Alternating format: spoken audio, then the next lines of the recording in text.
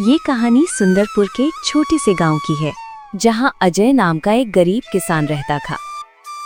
अजय के परिवार में उसके अलावा उसकी पत्नी सीमा और एक बेटा राजू था, जिनके साथ वो बहुत खुशी खुशी रहता था। अजय के पास गांव में अपनी एक जमीन थी, जहां पर खेती कर वो अपने घर का पालन पोषण करता था। परंतु अब उसकी वो जमीन पहले की तरह उपजाऊ नहीं रही थी। धीरे धीरे उसकी जमीन से फसल की पैदावार भी कम होने लगी थी।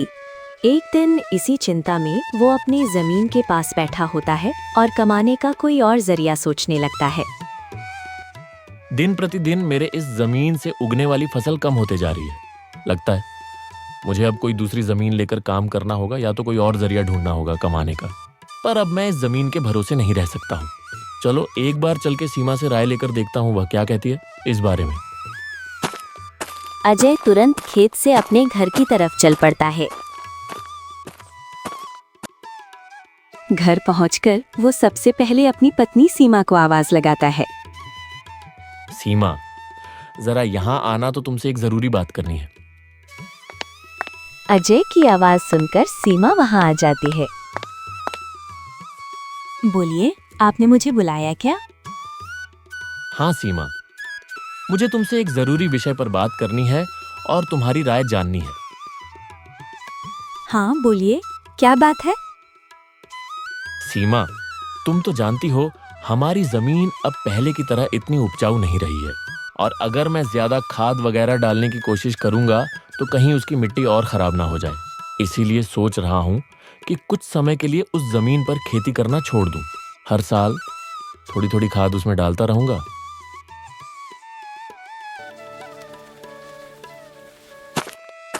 अगली सुबह अजय जमींदार से मिलने उसके घर के लिए चल पड़ता है। जमींदार के घर के बाहर पहुंचकर वो जमींदार को आवाज लगाता है। क्या आप घर पर हो? अजय की आवाज सुनकर जमींदार बाहर आता है। अरे आओ अजय बेटा, बोलो क्या हुआ? कुछ काम था क्या? हाँ काका, आपकी एक मदद चाहिए। हाँ बोलो ना बेटा, मैं किस प्रकार तुम्हारी मदद कर सकता हूँ? अजय फटाफट से जमींदार को अपने खेत की हालत बता देता है। इसमें परेशान क्या होना बेटा। काका, मेरे पास एक ही जमीन है जिस पर खेती कर मैं अपने घर का खर्च चलाता हूँ, और मैंने आज तक खेती के अलावा कोई दूसरा काम भी कभी किया नहीं। तो अब यही नहीं समझ रहा हूँ मैं क्या करूँ। बेटा, खेती के अलावा दूसरा काम क्यों करना? तुम एक काम करो, मेरे पास गांव के बाहर एक जमीन है, तुम उस पर खेती करो। काका, पर इससे तो आपका नुकसान हो जाएगा। नहीं बेटा, कोई नुकसान नहीं होगा। इसी बहाने तुम मेरी जमीन की देखरेख भी करोगे, क्योंकि अब तो मेरी उम्र भी हो गई है और मेरा बेटा भी शहर में रहता है। तो इससे तुम्हारा भी भला हो जाएगा और मेरी भी थोड़ी जिम्मेदारी कम रहेगी। ठीक है काका, अगर ऐसी बात है तो मैं कल से ही उस खेत पर काम करने चला जाऊंगा। अजय जमींदार को धन्यवाद कहकर वहां से अपने घर के लिए निकल जाता है।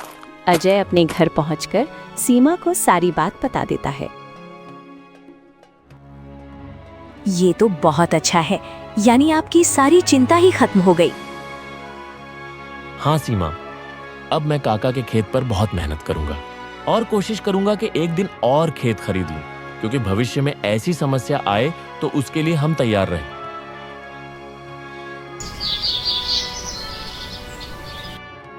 अगली सुबह अजय जमींदार के खेत पर काम करने निकलने वाला होता है तो सोचता है, काका की जमीन गांव के बाहर है तो शायद शाम को आते आते देर हो जाए, इसलिए सीमा को बोलकर जाता हूं।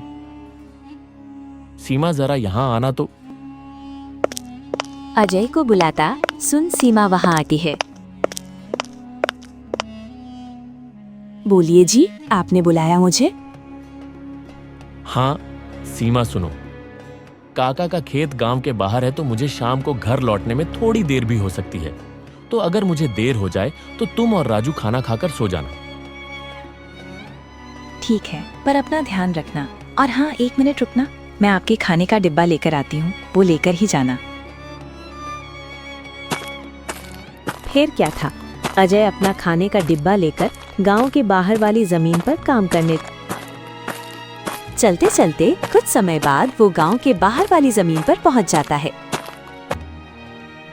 चलो अब पहुंच गया हूं तो फटाफट से खेत पर काम करना शुरू कर देता हूं। अजय अपनी कुदाल उठाकर खेत पर काम करना शुरू कर देता है। अजय को अभी काम करते कुछ समय हुआ ही था कि तभी पीछे से एक सांप आकर उसे काट लेता है। सांप के काटने के कुछ समय में ही अजय चक्कर खाकर वहीं गिर जाता है। यहाँ अजय सांप के काटने से बेहोश हो चुका था, पर गांव के बाहर होने के कारण उसकी खबर अब तक उसके घर वालों को नहीं चलती है। सुबह से अब रात हो जाती है और सीमा अजय का इंतजार कर रही होती है।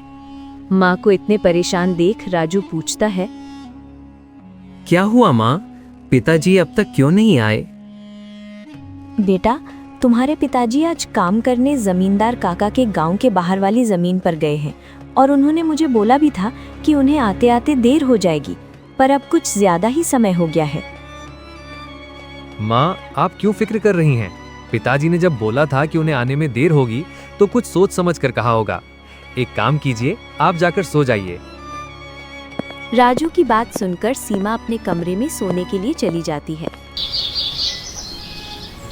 अगली सुबह भी जब सीमा देखती है कि अजय अब तक घर नहीं आया है, तो परेशान होकर वो सीधा जमींदार से मिलने उसके घर की ओर चली जाती है। सीमा जमींदार के घर पहुंचकर उनसे अजय के बारे में पूछने लगती है। नमस्ते जमींदार काका। बेटी बताओ कैसे आना हुआ? काका, अजय कल आपके गांव के बाहर वाले खेत में काम करने गए थे, पर अब तक घर नहीं आए हैं। क्या कहा बेटी?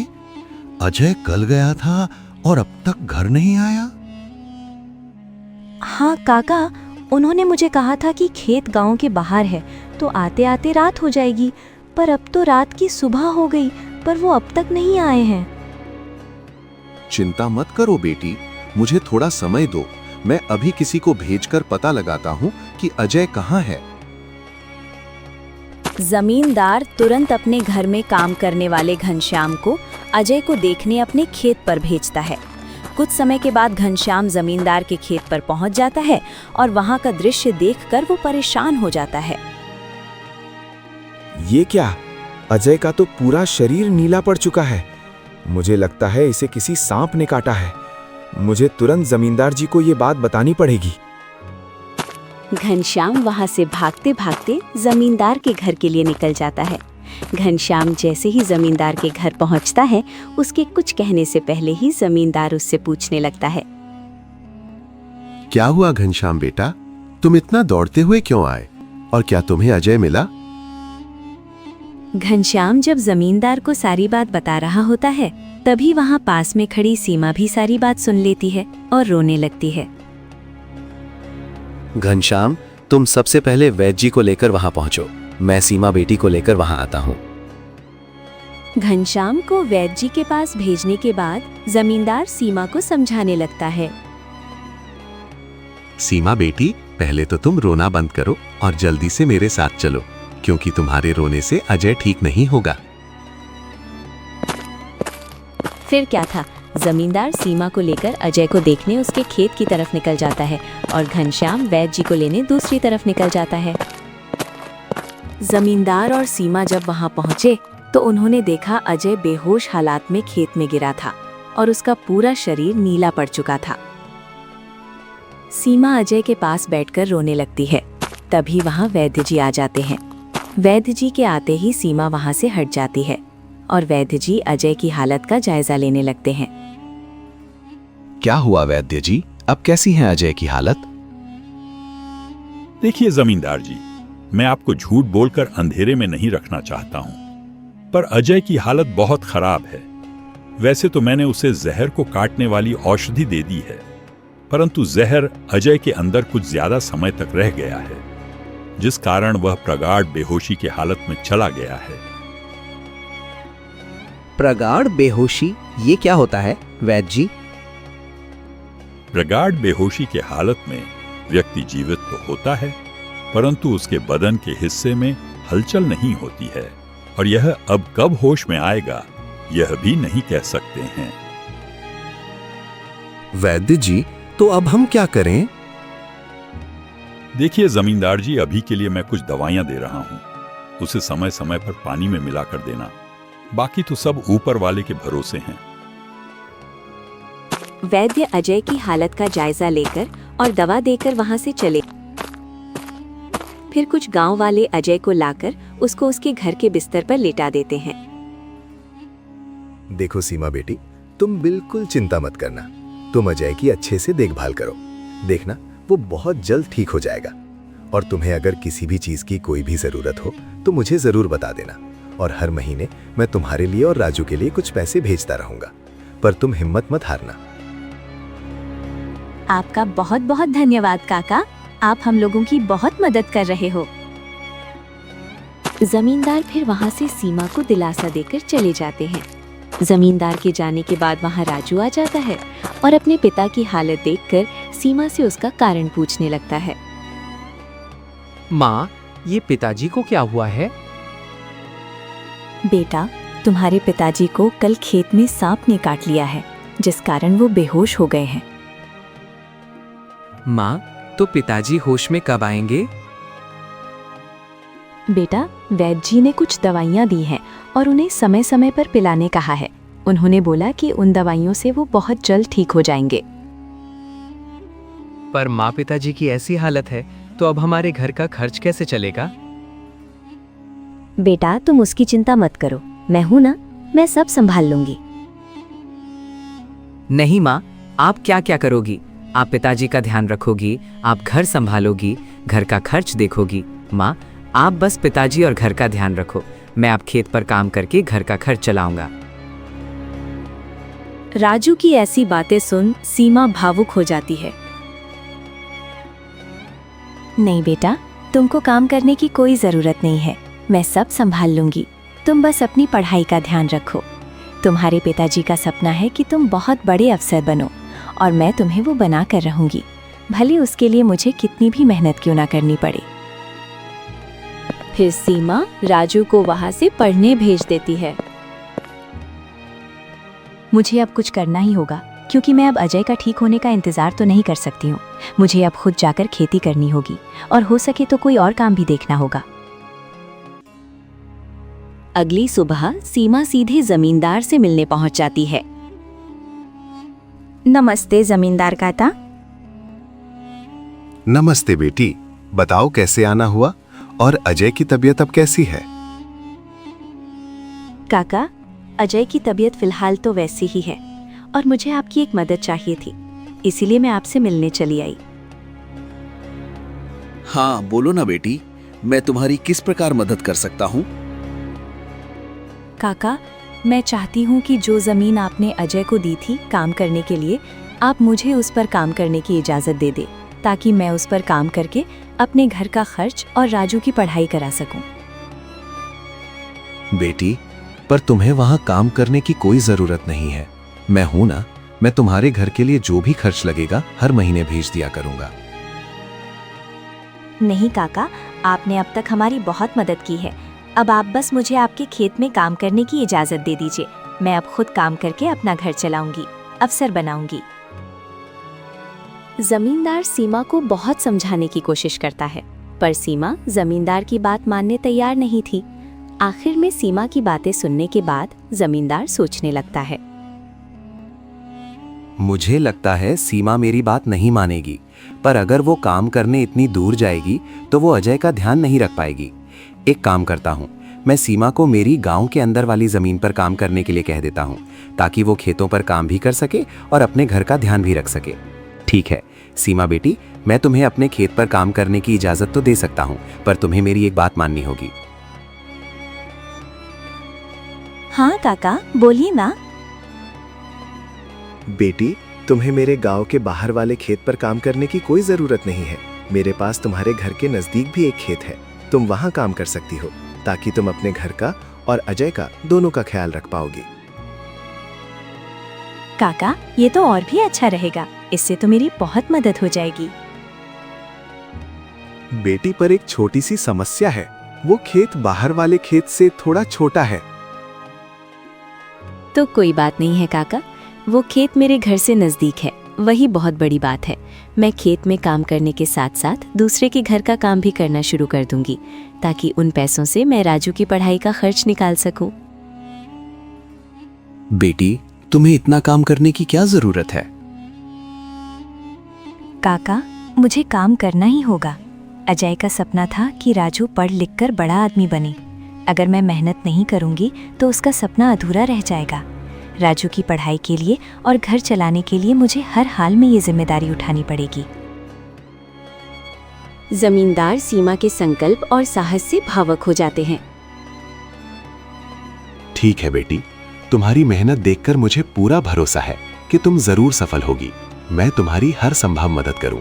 तुम कड़ी मेहनत करो, भगवान भी तुम्हारे साथ है। सीमा ने जमींदार के गांव के अंदर वाले खेत पर काम करना शुरू कर दिया। वो सुबह खेत पर काम करती और दोपहर के बाद गांव के घरों में सफाई और खाना बनाने जैसे छोटे मोटे काम करने जाती। धीरे धीरे सीमा की मेहनत रंग लाने लगी।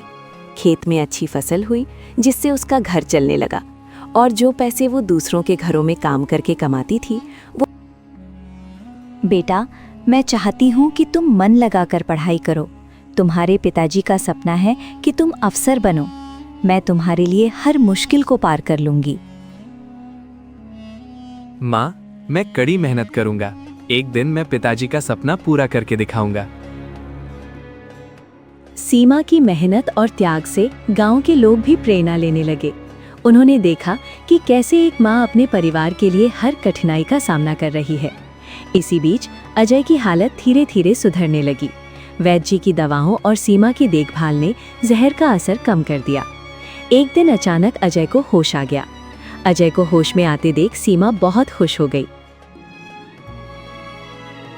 अजय, तुम्हें होश आ गया? भगवान ने मेरी मेहनत और दुआएं सुन ली। सीमा, मैंने तुम्हें और राजू को बहुत परेशान किया। नहीं अजय, तुम हमारी ताकत हो। जब तक तुम ठीक हो रहे थे, मैंने हर जिम्मेदारी संभाली, और देखो अब सब कुछ ठीक हो रहा है। अजय धीरे धीरे पूरी तरह ठीक हो गया। उसने सीमा की मेहनत और त्याग देखकर प्रण लिया कि अब वो उसके साथ कंधे से कंधा मिलाकर परिवार को आगे बढ़ाएगा। राजू की पढ़ाई भी सफलतापूर्वक चलती रही और कुछ सालों बाद वो एक बड़ा अफसर बन गया।